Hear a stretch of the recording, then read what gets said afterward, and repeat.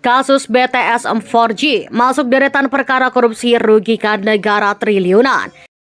Sebelum menonton tayangan video ini dan memberi pendapat Anda di kolom komentar, diharapkan Anda menonton sampai selesai guna memahami isi berita ini. Dapat kerugian keuangan negara sebesar 8 triliun 32 miliar 84 juta 133.395. Kerugian keuangan negara tersebut terdiri dari 3 hal: biaya untuk kegiatan penyusunan kajian mendukung, markup harga, dan pembayaran BTS yang belum terbangun. Kami telah menetapkan 5 tersangka atas kasus BTS ini. Yang pertama adalah AHL, kemudian DMS, YS, MA, dan Kasus dugaan korupsi proyek Best Transceiver Station atau BTS 4G menjadi sorotan karena turut menyeret Menteri Komunikasi dan Informatika atau Menkominfo Johnny G. Ratcliffe yang ditetapkan sebagai salah satu tersangka, serta prediksi nilai kerugian yang dialami negara. Menurut perhitungan Badan Pengawasan Keuangan dan Pembangunan atau BPKP, nilai kerugian yang dialami negara dalam kasus korupsi BTS 4G dan infrastruktur pendukung paket 1, 2, 3, 4, dan 5 pada Badan Elektabilitas Telekomunikasi dan Informasi atau BAKTI di Kementerian Komunikasi itu mencapai 8 triliun pada tahun 2020 sampai 2022. Sesuai dengan hasil perhitungan kerugian keuangan negara seperti yang kita sampaikan terdahulu, kasus ini telah mengakibatkan kerugian negara 8 triliun rupiah, kata Direktur Penyidikan Jaksa Agung Muda Bidang Tindak Pidana Khusus atau Dirdik Jampidsus Kejagung Kuntadi dalam konferensi pers di Kejagung, Jakarta, Rabu 17 Mei 2023. Menurut Kepala BPKP Muhammad Yusuf AT dalam jumpa pers di Gedung Kejagung, Jakarta, Senin 15 Mei 2023, nilai kerugian negara dalam kasus itu mencapai 8 triliun 322 miliar 84 juta 133.795 rupiah.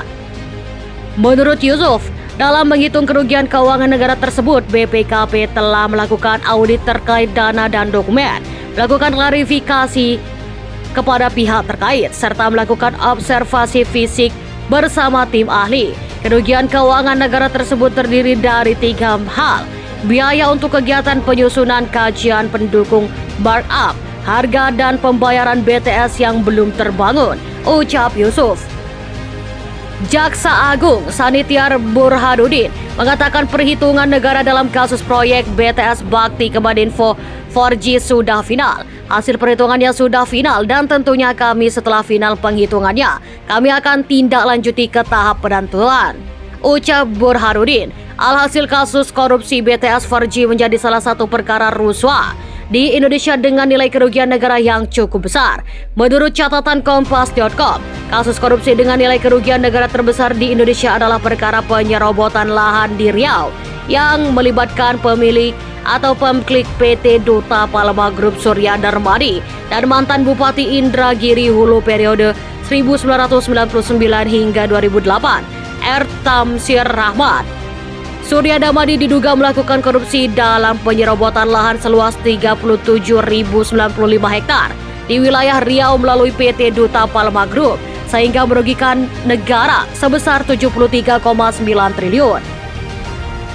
Kasus korupsi dengan nilai kerugian negara terbesar selanjutnya adalah perkara rasuah kondensat yang melibatkan PT Trans-Pasifik Petrochemical Indotama atau TPP. Dalam kasus itu negara disebut mengalami kerugian mencapai 2,7 miliar dolar Amerika Serikat atau setara dengan 37,8 triliun. Kasus korupsi PT Asuransi Angkatan Bersenjata Indonesia atau ASABRI Persero juga tercatat sebagai perkara rasuah dengan nilai kerugian negara yang besar, yakni mencapai 22,7 triliun rupiah. Perkara korupsi itu terjadi karena jajaran manajemen PT Asabri melakukan pengaturan transaksi berupa investasi saham dan reksa dana bersama dengan pihak swasta. Kasus korupsi lain dengan kerugian besar dan juga melibatkan sektor asuransi adalah perkara PT Asuransi Jiwasraya atau Persero. Dalam kasus itu, Jiwasraya gagal membayar polis kepada nasabah terkait investasi saving plan sebesar 12,4 triliun rupiah.